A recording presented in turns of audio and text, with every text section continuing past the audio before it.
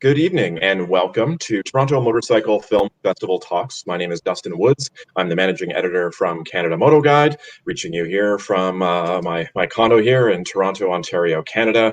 We have three very fascinating filmmakers today, all Canadian, that we want to bring on and talk to about their films. Biker Bob's Posthumous Adventure and director Kat Mills. We have the Pilgrimage director Lozinski, and from the West we have Blake Sovdi, director of A Road Less Traveled. So we're going to bring them on here and have a chat with them. Also, we'd like to ask you to bring in your own questions and raise them. If you've seen the films, feel free to comment on them, tell us what you thought, or ask whatever you like. Keep it interesting and keep it respectful. Let's be grown-ups. So we're going to bring on our three speakers now.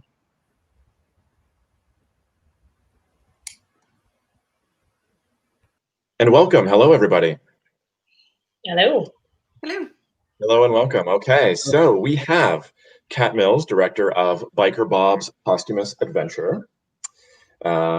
So Kat is an award-winning professional filmmaker. You are based right here in Toronto as well, I understand.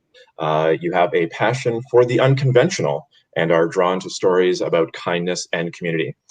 And one thing that fascinated me about your bio is that you have a web series where you explore strange festivals and competitions. So you have toe wrestled and crab raced and worm charmed your way across the globe. Your bio. Yeah. And this is Whale making his appearance. Oh. Sorry, go on, Kat. Sorry for disrupting you with this, Kat. Oh, about the weird festival. Yeah, it's been a while since I've done the weird festivals. But yeah, no, there are definitely some very strange competitions in the world. Everything from the air sex competition to the penis festival in Japan. So the world is full of wonderful and exciting things to go and experience. Once we can go travel again, then you can have some fun. And so your film for the Toronto Motorcycle Film Festival that you entered this year, I've seen it. It's amazing. I love it. And so it's called Biker Bob's Posthumous Adventure. And it's a story about a message in a bottle.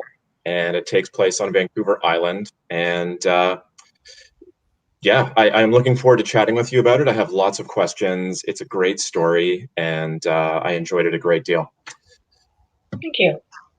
And so next we have Lori Lozinski, and you're the director of The Pilgrimage. And so, Lori, you're a rider. You're based in Vancouver, and you're passionate about raising awareness for women's rights. And I understand that you are the president of an independent production company, Violator Films, that's been producing Maverick stories since 2007.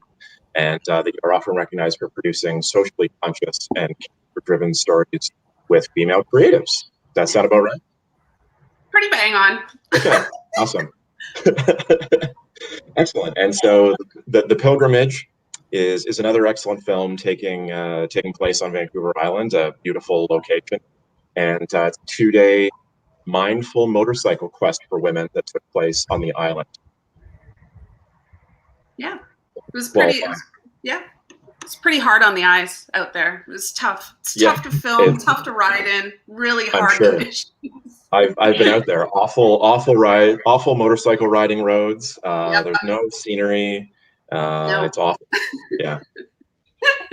Excellent. Well, I'm looking forward to chatting with you a little bit more about it in a couple minutes, and thank you so much for joining us. Thank you. And we have Blake Sovdi. Is that how you pronounce your name? That's close. Yeah, it's Sovdi. Okay. All right. Blake Sovdi, as long as get it close. So the director of A Road Less Traveled. So you are based in Edmonton, and you're an avid rider as well. And did I see from your profile pic that you are also a cat dad? Yep. Excellent. So I'm here today, but yeah. Okay. Yeah.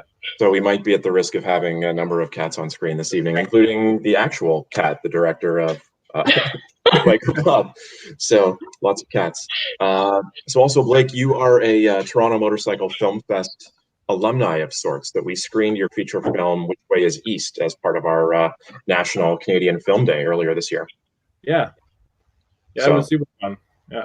So excellent. Yeah, well, it was very well received as well. So yeah, thank you very much for joining us once again, and great to see that you're continuing and creating more films. So and your film, A Road Less Traveled, is about a 1,000-kilometer motorcycle ride into the Northwest Territories in the middle of winter, and taking place on some treacherous ice roads.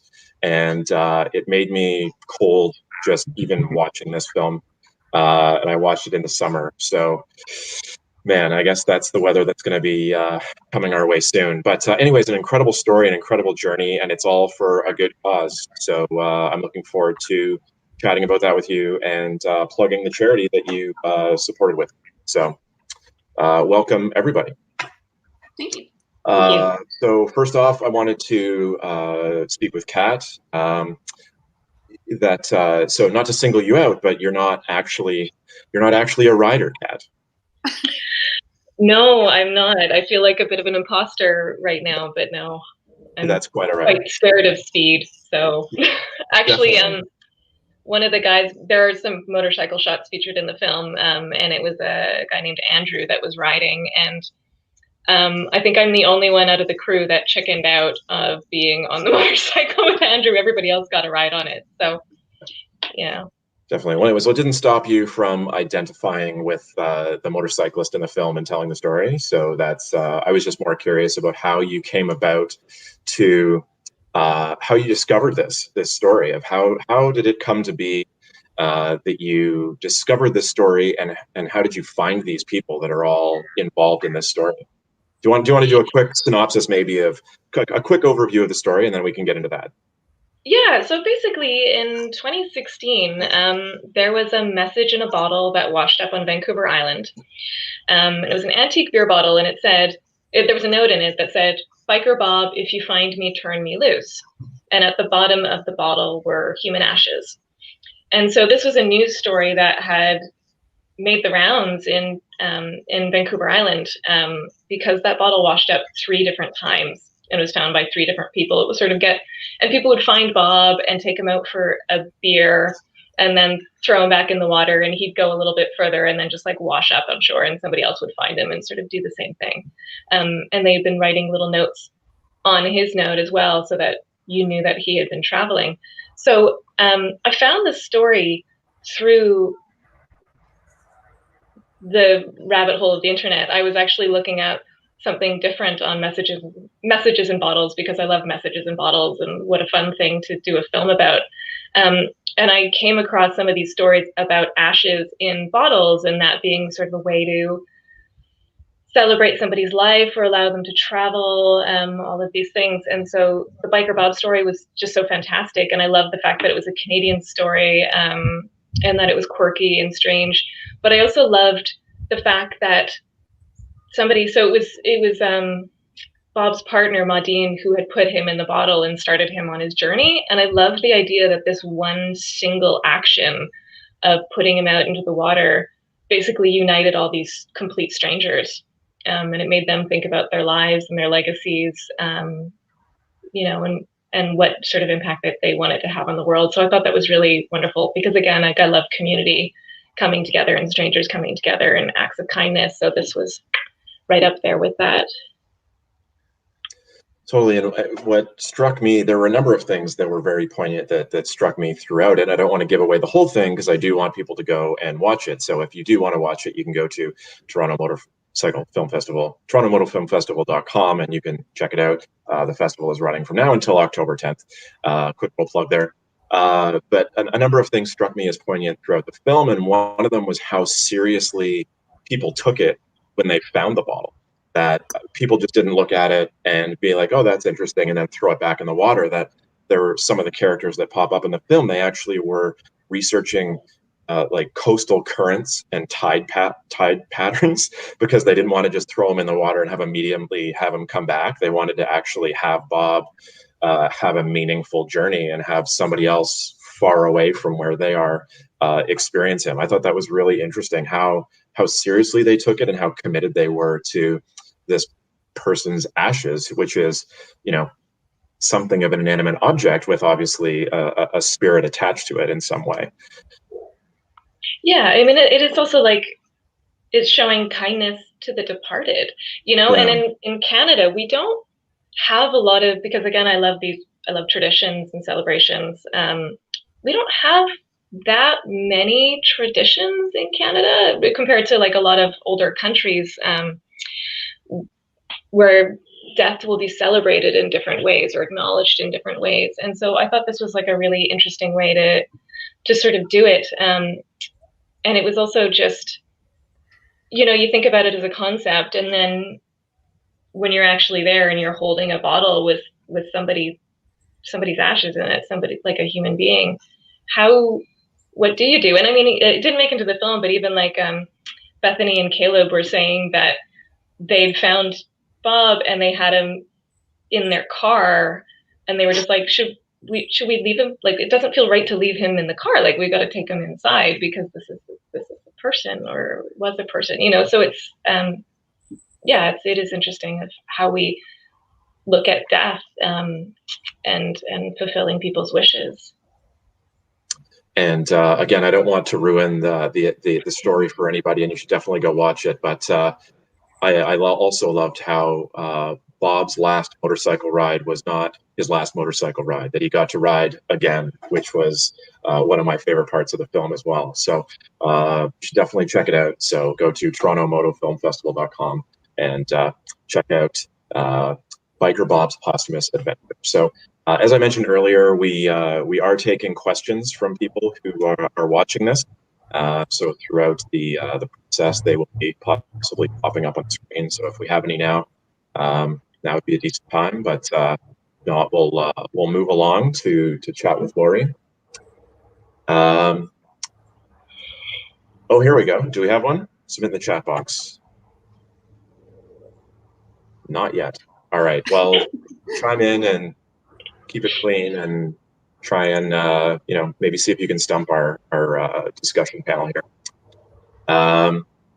So Lori, so do you want to tell us a little bit about your project, and first of all what it's about?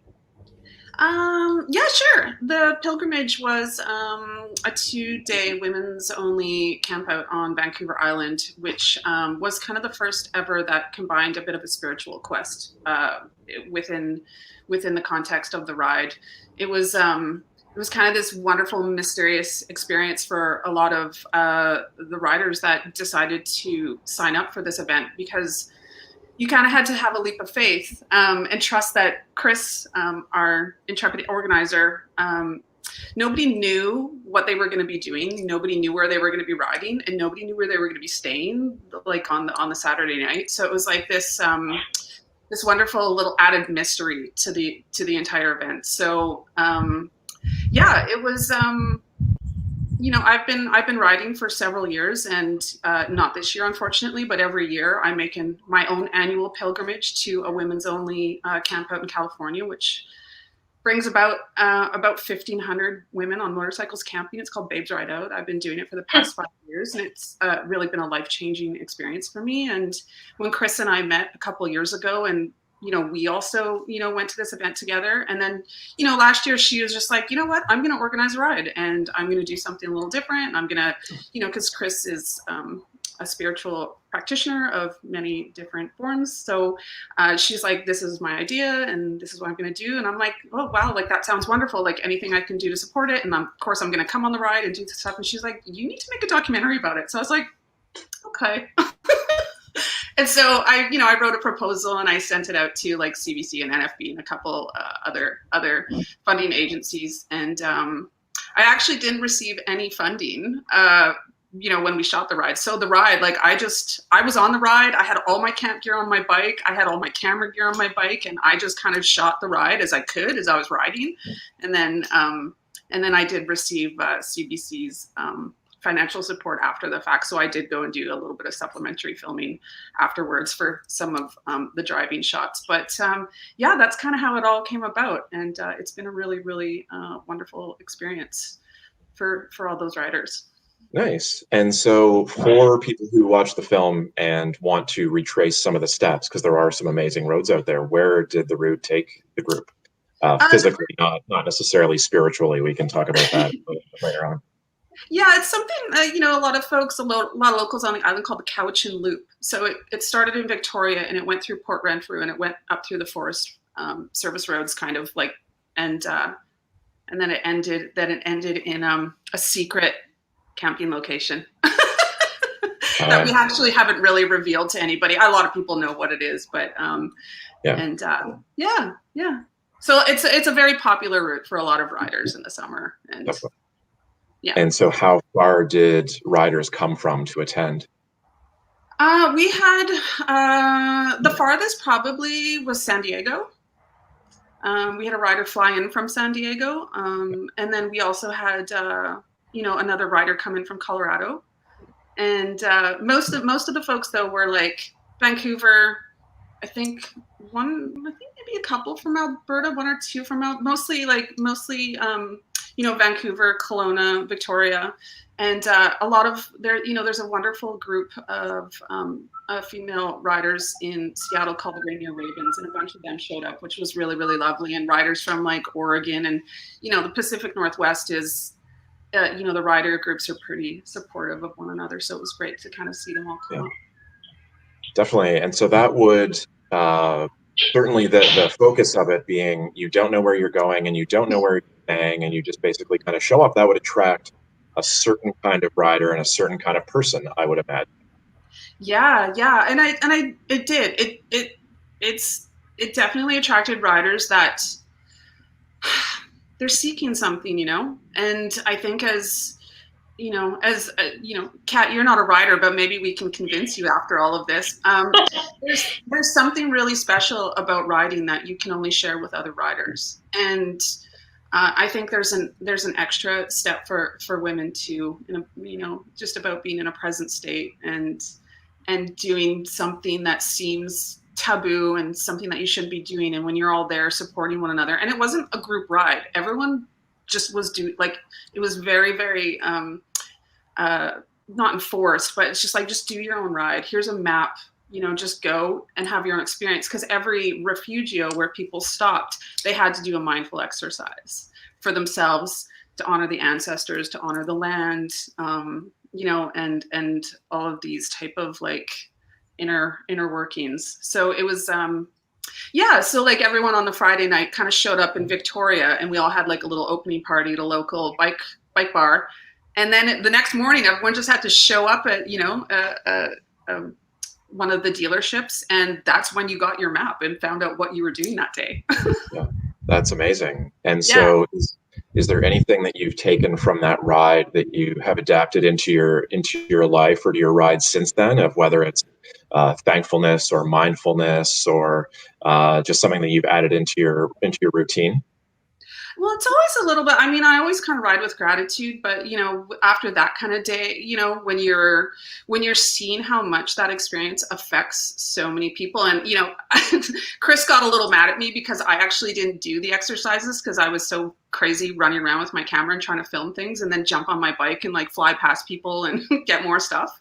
But, just that full on experience of just seeing like most of like everyone like kind of pure joy. And by the end of the ride and when we were all together, it was just a beautiful, beautiful experience. And, some people, I'll touch a little bit on, Kat talking about grief and death here in Canada. Like, I think as riders, is today a good day to die? Like I think riding a motorcycle for a lot of folks, and especially a lot of folks after that ride, they appreciate what living means a little bit more. And we know we're in a risky, we know we're doing risky things when we ride. So I think there's that gratitude and that love of living that comes with being a motorcycle rider as well. And also the solidarity of women riding together as well is a unique experience because it's often a male dominated hobby, really. So how did it change being female only versus some of the rides that you've done on that were both sexes that were co-ed? It's an interesting thing because, like, I grew up in, I played a lot of competitive sports and I played a lot of mixed competitive sports. So I've been around a lot of men in my life, and I do some male rides as well. But for the most part, I do kind of stick to, my female friends and riding. I do find, like, there's not so much. Of course, there is this too, and I can get a little bit speedy, but I just find that women are they just want to get together, have a good time. There is absolutely zero concern about what bike you ride as long as you're on two wheels. Like on that ride, we actually had like a moped, 250 moped that was out with us, and a Grom that came up from Seattle. So, a Grom's a tiny bike to come from Seattle. So, and everyone was just like ecstatic about each other's bikes and all that kind of joy that comes with that. But it was just like, there's lots of hugging and and sharing of food and sharing of drinks, and like, it's not competitive, right? Like there's no competition, which kind of happens in some other events that I've been at. There's like those kind of games and that kind of stuff, and like there just wasn't any of that. It was just really about just immersing and having a good time in nature with each other and our bikes. Yeah, amazing. I've ridden the Grom. That's a fun little bike to ride around the city. But on a ride like that, on roads like that, that's impressive. That actually does bring us to a question supplied by one of our viewers. The lovely Orla Kipling is asking, Lori, what do you ride? Ooh, I have two bikes. So my Traveler is a 2018 Triumph Tiger, which is my baby, and I love it. And she's named after my mother that passed away a number of years ago, so that my mother's always traveling with me. She's always with me. And then I ride for fun. I ride a 2012 Triumph Street Triple. So I love my bikes a lot. I want more. If I had unlimited funds, I would have 20 bikes. Of course. Well, the perfect number of motorcycles is always one more than you currently have, right? Yes. Always. And so what did your mother think of you riding motorcycles?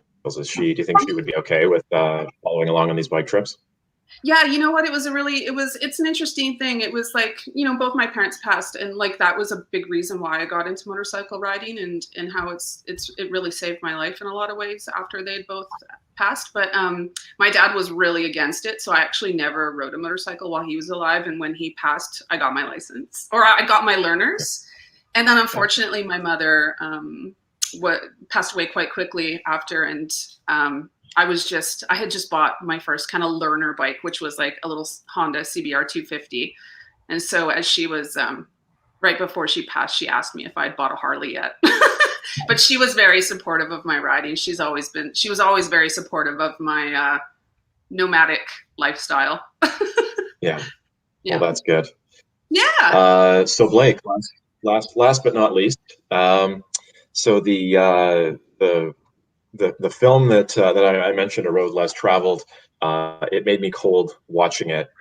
So I have a number of questions, mostly related to that. But the start of the film references how the cold should not be feared, and how it makes things hard, and that it shouldn't stop people from doing things they're scared to do. Were there any breakdowns or mishaps that led to dangerous situations throughout the filming? Yeah, there's quite a few actually. Most of the tires debeaded, as we had tires that were like the chunks on the knobs were actually coming off due to the cold. One of the 1190s lost its clutch, had a recluse clutch, and that failed. So there was 2 support trucks, and we actually brought extra bikes. So on the way back, when the bike started failing, we actually could switch them out and give those guys a bike to ride back.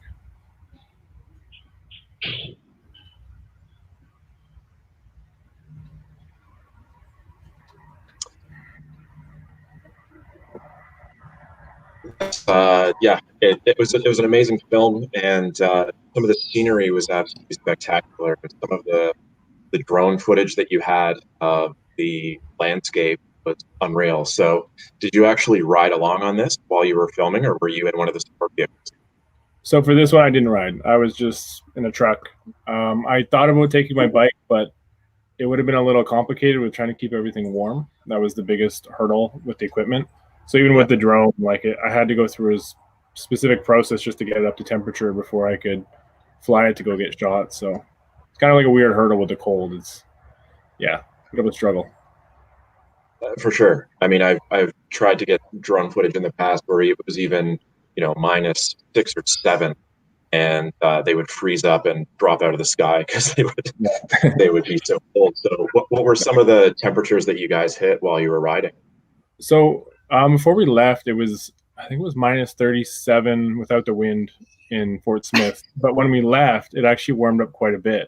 So it was unseasonably warm. We actually ran into issues where certain areas were starting to thaw. So when we were on the ice road, we could see open water on the Fort Chipewyan area, and we actually had to detour around. They had made a new ice road because it was actually thawing out. So while we were there, I think the coldest we saw was only like -10. But the week prior was in the 40s, and then the week after was, again, super cold, but completely lucked out. Wow. I mean, the furthest north I've been is probably just a bit further north of Edmonton in that area, and it was -43, and everybody just kept saying that it was a dry cold. Which I thought was very funny because obviously at that temperature, like there's no moisture anyways. But yeah, I do understand that. Anyways, it took me like a week to warm up when I got back. But yeah, we sort of bypassed. If you could regale us with what this project was about and how it came about. Yeah, for sure. So I was scrolling through Instagram and I saw someone's post about taking their KTM to Fort Smith.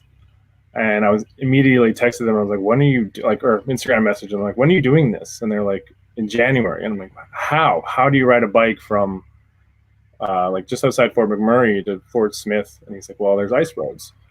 And so this whole area north of Fort McMurray to Fort Smith is like this marsh. And you cannot get to these different, mostly First Nations communities. You cannot get to them during the summer because it's just marshland. You can't even get there on a boat. So what they do is they actually pump water out of the marsh and they make an ice road across it.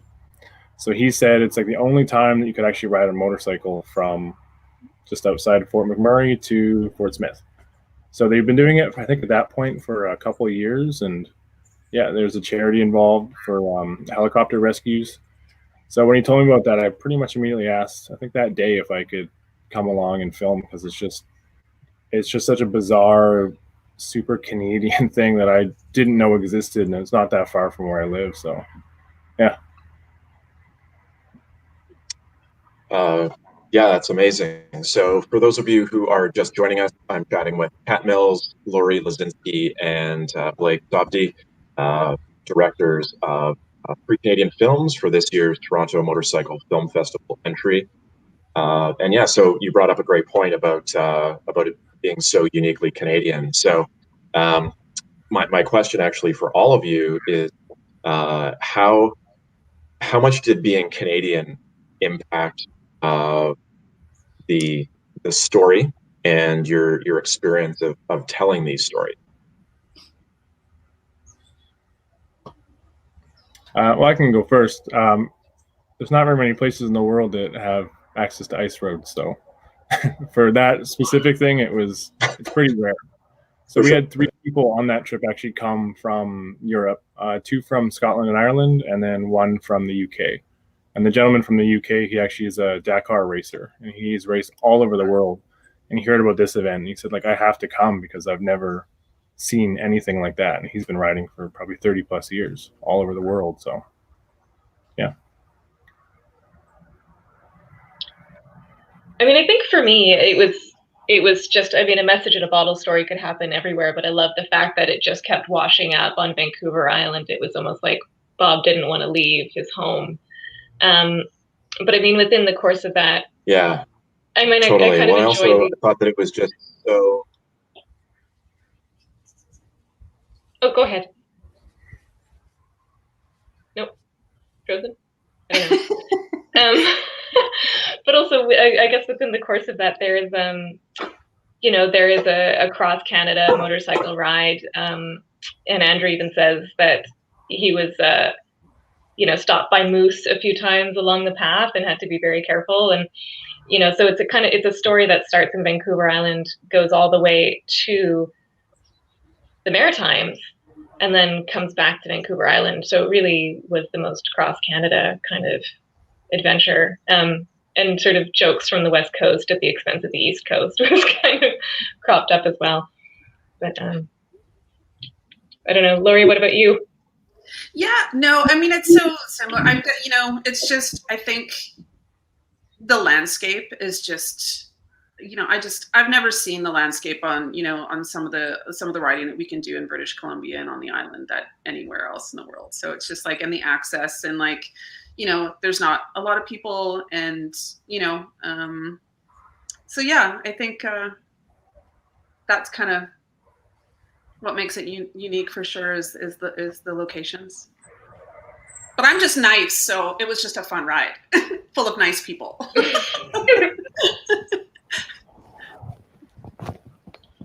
Hi, I just popped up over here. It's Caius. Hi, everybody. Dustin seems to be having some connection problems. He will be joining us shortly, so I'm just going to step in while he's out. I think, Blake, you're the last one that maybe just needs to have a chance to answer that question. Nope, I answered it. Or did we miss anybody? Blake started it. Nope. Oh, hello there. Well, hello and welcome back. I'm going to. Thank you. So Laurie was just some technical troubles. No problem. I'm going to drop back out and leave this over to you, Dustin, and we've got a number of questions lined up for whenever you're ready.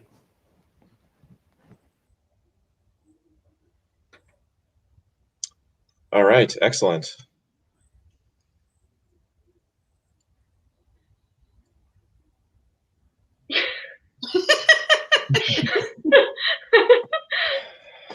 Okay, there we go.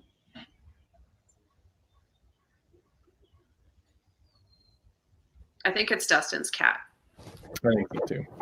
Okay, I'm just going to hang in here while Dustin gets sorted. Yeah, I think it's his cat too. He's probably sitting on the router or something. Okay, so we've got a couple of questions. Why don't we start with this one over here that Eric sent in, which is a question for Blake. Blake, what gear did you wear? And then related to that is a question from Kat asking, Cat meet Cat, asking if you required any special permits or approval to use the ice roads. Okay. Well, the first one with the equipment is it's kind of a weird mixture that they were using between motorcycle gear and snowmobile gear. So a lot of underlayers, a lot of like down or not down, like cotton, like pajamas, and then windbreaking layers, and then you would see like a snowmobile suit that would go over top of that, and generally like a big, huge winter boot. So not a lot of like motorcycle stuff on the outside. And then for hands, they would use really large gloves, and then they had the inserts on their handlebars so they could slide their hands inside. And then for heating elements, heated windshield is really important because it just ices over. There's actually, I don't know if you can see it in the film, but there is like a lot of places where ice vapor is like in the air, and it will just stick everything. So they'll ride for 2 minutes, and if the ones that didn't have the heated windshield, just a layer of ice, and they couldn't see anything. So they'd be going down the highway, and they're scrubbing and scrubbing and scrubbing, and so yeah, just a lot of layers. Whatever. Any frostbite or anything like that? Not that year, because again, it wasn't that cold. I was talking about the previous year, and a couple of people came up, one with a Harley, actually a Dyna. And from what I understand, they did have some issues with feet. I don't know, straight up frostbite, but definitely frost nip. So, yeah. We have this, one of the filmmakers that submitted a film back in 2017, our first year. His name's Oliver Solaro, and he does these kind of crazy up north, middle of winter adventures. Yeah, I know the guy. Well, you know the guy, yeah. Not personally. On one of his trips, it was so cold that one of his corneas froze, and he wasn't able to see. So he was riding, it was middle of the night with one eye.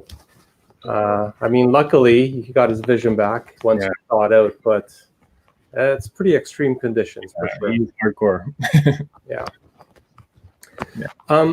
Kat, I want to ask you a question about this Biker Bob story. So when we announced the lineup for this year's films, a lot of people were familiar with the Biker Bob story. They may not have seen the short, but they were aware of it. They heard about it in the news, or it circulated in the newspaper, especially people who were from out west. And now that like we've screened the films, I've heard some wonderful feedback from our audience. Some of them have watched it a couple of times, and they said that they cried even the second time they watched it, like their eyes welled up. What do you think? That's me too, by the way. That happened to me too. It really did touch me. It's a beautiful story. Me too. Yeah, it's a great story, right? So what is it about that story that has that effect on people? What do you think? I don't know. I mean, I cry. I've seen it probably 200 times, and I still cry at that film. The end of the film, really. I think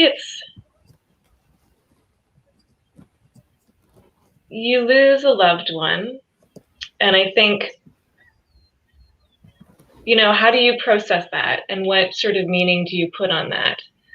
And I think sometimes there's so many different ways you can interpret things that happen. And for Maudine, something happened at the end of the story that gave her a particular interpretation that left her feeling loved, incredibly loved, and cherished. And I think that is such a wonderful gift that you can have. It reminds me of a story. I did another film about the Repair Cafe in Toronto. So it's volunteers that fix things, and there's always stories behind their items that they bring in. And a woman had brought in a bracelet where some of the stones had fallen out, and so she wanted it, the stones put back in. And she was telling me about it, and it was a gift from her late husband, who, before he died, gave some money to his wife's friend so that on his wife's birthday she could still have a gift from him. And that's what that bracelet was. And so it's just these moments that help us process the loss of a loved one. And I think that's really what happens in this film, and the idea that you're never really gone, and I think that hits home. I know it's like I want to cry right now, but I won't cry. I've cried enough. Well, also that it kept his memory alive as well. Hello, everybody, I'm back. Yeah, it did keep his memory alive. His memory kept coming back through different conduits and different people at times, right? Rather than just her deciding to go stay to a grave site and honor him there. It's far more spontaneous that these people took it upon themselves to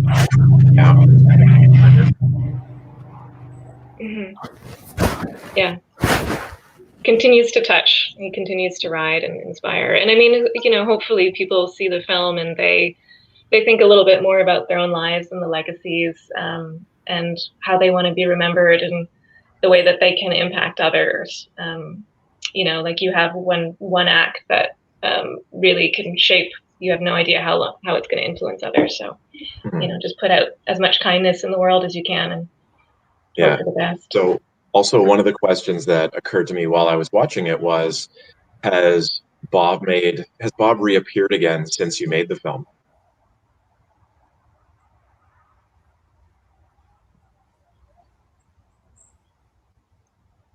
Sorry, can you hear me? Yes. So we were kind of wondering if more people would have come forward than the three, like if he had made more stops along the journey, and we haven't heard that so far. But from my understanding, and I've got to talk to Maudine again. I think somebody had seen the film and contacted her and said, "Oh, because you see a picture of the cottage that Bob made from scratch," and I think the owners of that cottage got in touch with her, and so she might have taken Bob back for one last trip to his cottage. Yeah. So I've got to find out. But I do believe there's been further action from him and further travels. So who knows? Maybe there's a second story for their travels with Bob. I was going to think, is there going to be, a series of, adventures of Bob? There could be like a mini series. Yeah, be nice. So, Caius, thank you for jumping in and taking over the helm. Do we have any questions from readers or from viewers who are jumping in? No additional ones at this time. So, folks, if you're watching, here's a chance to ask a question. I've got a question. All right. Have the floor. Yeah. So, I want to understand what it means to the three of you to be a Canadian filmmaker. So, for me, this is the 4th year of our festival.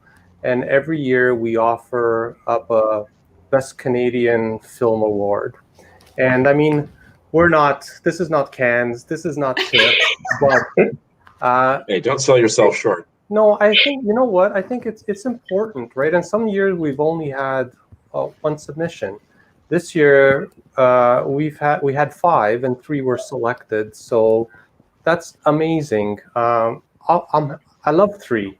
I want 4, I want 5, I want 6. I would love to have more Canadian films because I think we've got such a rich heritage as a country. We've got such a rich motorcycling heritage.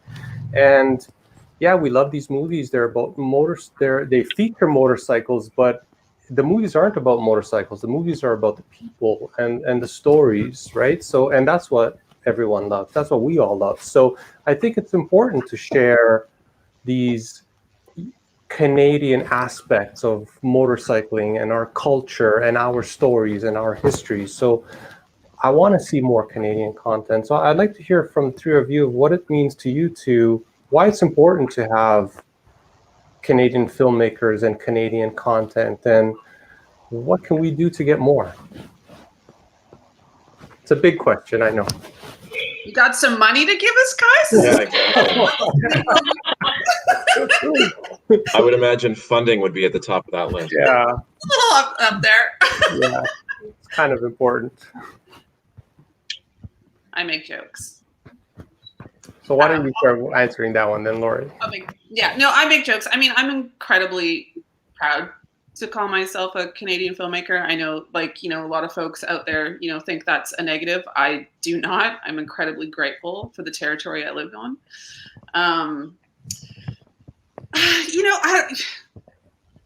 It is a little bit of funding, right? It is a little bit of, trying to find that financing. I have a couple other motorcycle things in the work. I have a feature film that's in the work about motorcycles. I have a feature documentary about motorcycles that trying to get funded. I've got another little short in development with the NFB kind of about me and motorcycles. So it's kind of amongst all the other kind of projects that I, kind of write, direct and produce.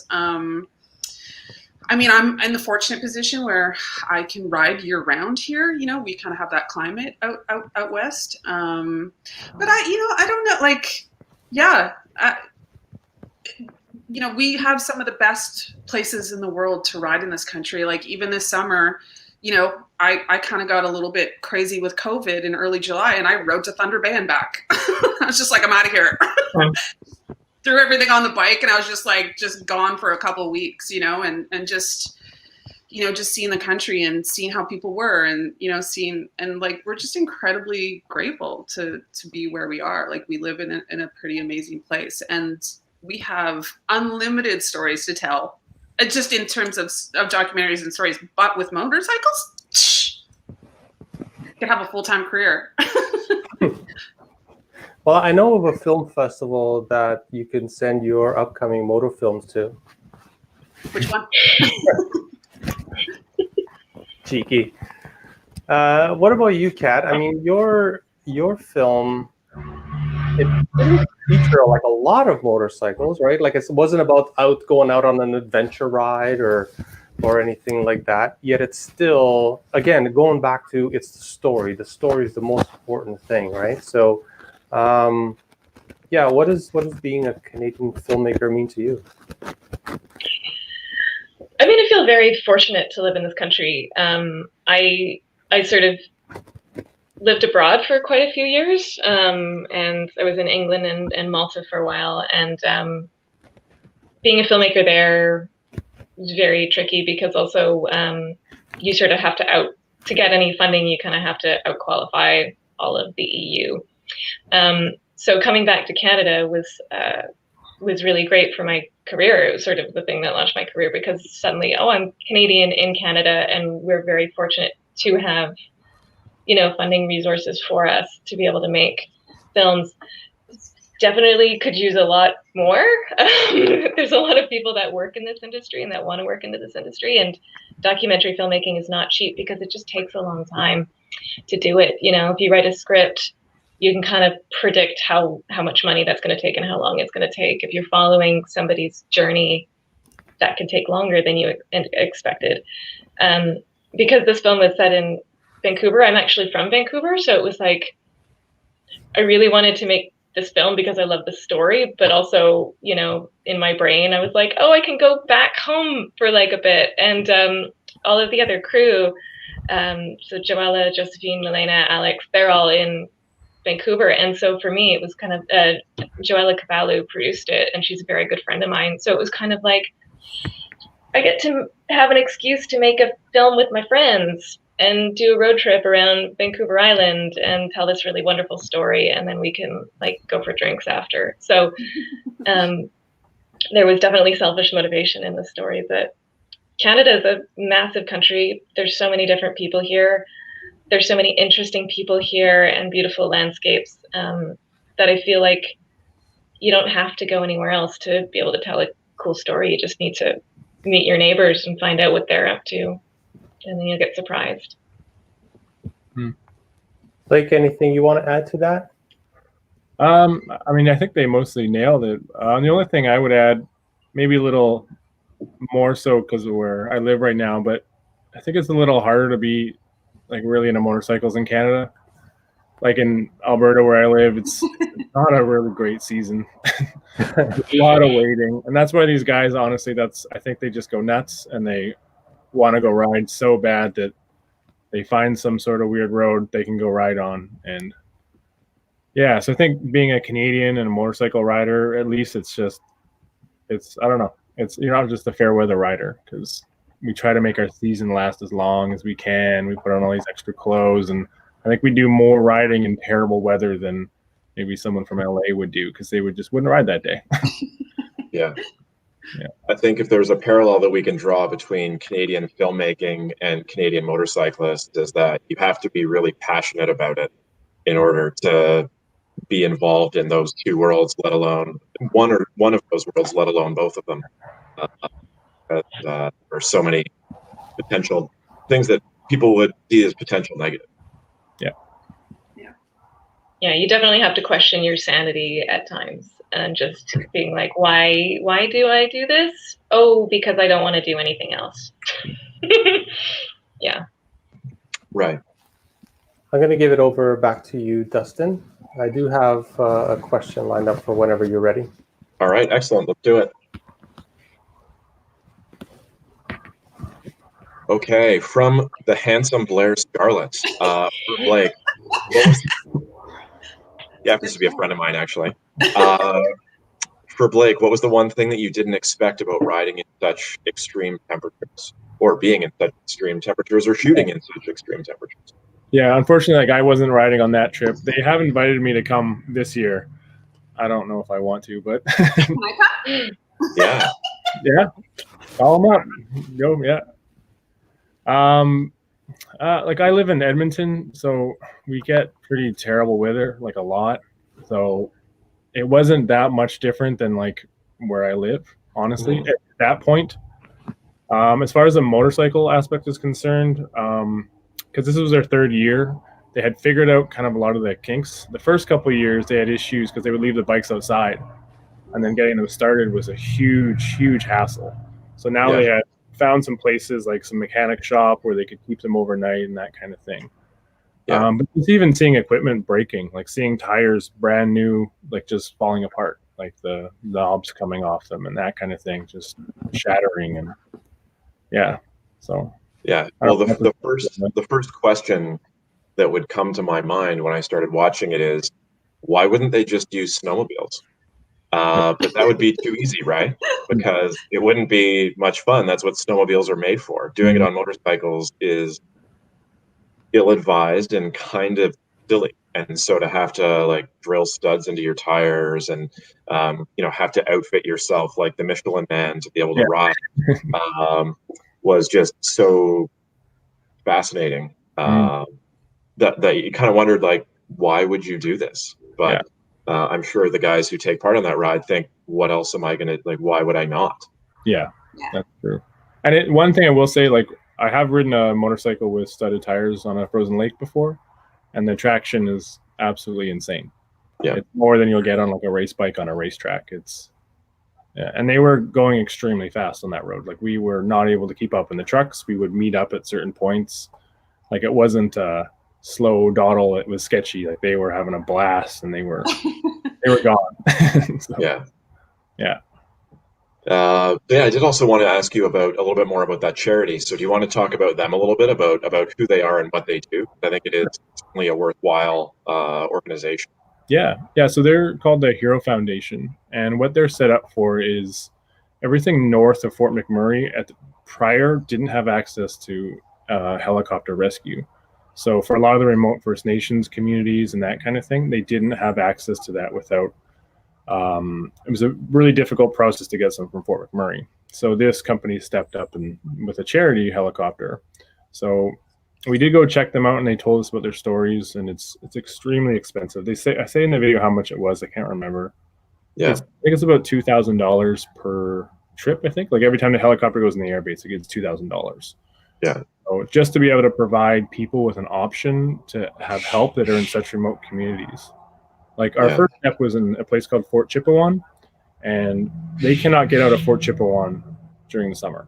So they are stuck there. There's a small airport, and the only way to get in and out of Fort Chipewyan is to fly.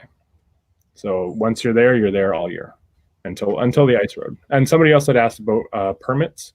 It is actually a public road during the winter. So that's how, as soon as that road opens, it's like a busy highway. Everyone's running down to Fort McMurray and going to Costco and getting all their groceries. And then there's some other guys going north on motorcycles. But yeah. But it's a great charity. And it's really important. Absolutely. And so was there other traffic on the road at that time when you guys were doing this ride? Like, were there transport trucks like running back and forth and people going to Costco, or? Yeah, well, one of the other hurdles is because you are crossing bodies of water, is they can't actually bring anything that extremely large. So anything that is being transported up there is a pretty small delivery truck. So for most people, it's more like economically viable just for themselves to try to get to the city and load up a truck with everything they can get and then bring it back. And they just go as many times as they can during the ice road is there. And yeah, it's a difficult way of life up there. Yeah, no doubt. Or different, I should say. Different kinds of challenges, for sure. I found Edmonton challenging, so that's why I live in Vancouver. I grew up in Edmonton. Yeah, I grew up in Vancouver. Ah! Yeah, Edmonton is very challenging. Yeah, in the winter, it's tough. So we have another question popping up here, actually, from a gentleman by the name of Ken Vincent, and his question is that, and he wants to know, what was Modine's reaction when you approached her to create the film? She was quite surprised, I think, because it had all happened a few years earlier. And so I'd spoken to her a few times on the phone before, and we talked for hours, because Modine's a hoot and a half. And she was surprised and sort of touched that anybody wanted to tell the story. And then she was really looking forward to the idea of actually meeting the other people that had found the bottle, and being able to connect with them and tell them stories. And so she was surprised, and then I think quite pleased about it. So yeah, and everybody, we had sort of phoned everybody up and cold called them, and they were all really interested to talk about it, and they had to refresh their memories because it had happened quite a while ago. Yeah. And so the bottle, you managed to actually track it down. Was that a narrative device, or was it the actual original bottle? Great question. So the bottle in it is actually, Modine still had other bottles of the same. Bob had a box of these antique beer bottles. Okay. So when we met with her, I think we met with her before we started shooting, maybe the day before or whatever, and she gave us one of the bottles, like the exact replica, and so we used that. I had a backup, like, not very exciting bottle, and then I actually I brought it home. Ah, look at that. Amazing. And I Could be think worth something one day. Yeah, and I think I think this was like our little fake note, our little replica note, which I can't get out now. Of course, it's firmly in there, so I guess it'll stay in there. But yeah, it's really beautiful because it's got all these kind of patterns on it. So yeah, and actually, Modine, I don't know if you can see it, but in this corner I have that's a little wind chime with spoons and forks that she actually made for me and gave me when I came there. She gave everybody she makes jewelry with old silver forks and whatnot. So she had gifts for us. It was the sweetest thing. It was really lovely. We had a great time on that shoot. But that sounds amazing. That's very still have sweet. the bottle. Mm-hmm. Yeah, it was great. Made friends for sure. And so for Blake, I was actually going to ask, so for people who may want to take part in this ride, possibly this year, what is it called and how would they find it? So it's called Ride North Moto. Yeah, so there's a gentleman named Mike Haberoth, and he puts it on out of Fort McMurray. Mm-hmm. Yeah, so just you have a website, Ride North Moto, and yeah, get in touch with them. Awesome. Okay, great. Well, listen, guys. Yeah, there you go. So thank you very much for joining us. We're at about coming up on an hour here. We appreciate your time. Quickly before we go, do you guys have things that you want to plug quickly that you're working on? Any way that we can help Canadian artists, or ways that people could find you if you want to provide websites or social handles about finding you? Start with that. Yeah. I mean, I sort of realized at one point that I have a bit of a funny name when I tried to like Google myself, and I Google image searched myself. And I never realized that cat mills are like puppy mills. And so if you I do have a website, and I am there. Yeah, it's just like a bunch of sick cats. So should you ever search for me, make sure you put Cat Mills Filmmaker there, and you'll get less troubling images. Have you thought about going by Catherine on the internet by any chance? I don't know. I think I'll just have to try to outrank the sick cats at some point. Yeah, maybe. fair enough. Just keep making films. Raise your ranking. Yeah, but yeah, just working on a few other ones. Working on a film about illegal billboards in Toronto, so we're shooting that. COVID might complicate some of the shooting, so working on that, and then working on finishing my first feature, which is about the world's oldest air guitarist. And he had a dream to go to Finland on his 75th birthday, so filming that and waiting to finish that one. And I think that's amazing. That's me. I look forward to seeing that one. Lori, how about you? I have a number of things in the works. I'm in post-production on a feature documentary that I'm producing with the writer-director Elmaya Telfelders, and it's about the fentanyl crisis and harm reduction on her home reserve of Kenai, the blood reserve in southern Alberta. So we're in post-production with that right now, so that will be released next year. I've got a number of other projects in development. I have a feature film that kind of got stuck in the COVID thing, so it should be released probably next year. And yeah, just a lot of projects going. My company is Violator Films, so I'm easily found there. And yeah, just keeping on, riding. It's a beautiful day. I might go for a ride tonight. Right.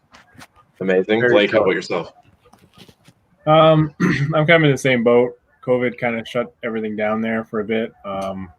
There's some really neat things involving Mongolia that hopefully will happen next year, depending on COVID. But yeah, we have like a little YouTube thing we do. It's called Range Road Moto, and we do all just motorcycle stuff. So just stuff that I think is fun, and just Awesome. Very cool. I have to check it out. So thank you very much, all of you, for joining us and speaking with Kat Mills, not to be confused with Kitten Mills.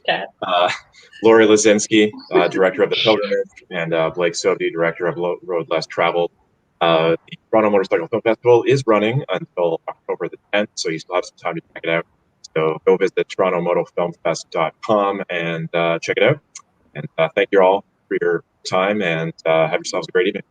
Thank you so much. Thank you. Thanks for having us. Thank you so much for having us. I'm Dustin Woods from Canada Moto Guide, and everybody have yourselves a great evening. Thank you.